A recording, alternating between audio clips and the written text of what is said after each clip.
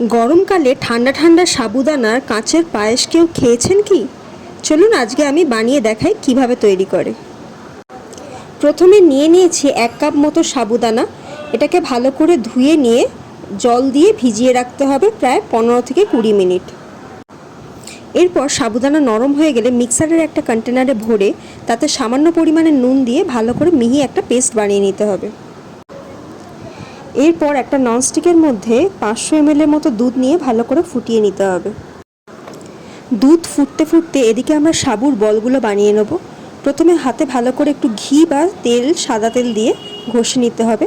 তারপর এরকম ছোট ছোট লেচি করে গোল করে বল বানিয়ে নিতে হবে।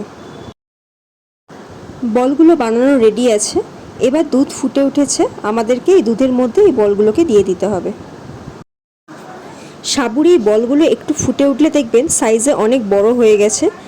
এর মধ্যে দিয়ে দেবো আমি 100 গ্রাম পরিমাণ চিনি আর অল্প পরিমাণে এলাচ গুঁড়ো। দুধটা ভালো করে ঘন হওয়া পর্যন্ত এটাকে নাড়তে থাকতে হবে এবং শেষে আমি অ্যাড করব একটুখানি ফুড কালার। এটা অপশনাল, এটা দিতেও পারেন, নাও দিতে পারেন। এরপর এতে আমন্ড, বাদাম ছড়িয়ে গার্নিশিং করে ফ্রিজেতে 2-3 ঘন্টার জন্য টানা রেখে দিন। তারপর বার করে খেয়ে দেখুন, এই গরমের মধ্যে আপনাদের প্রাণ জুড়িয়ে যাবে।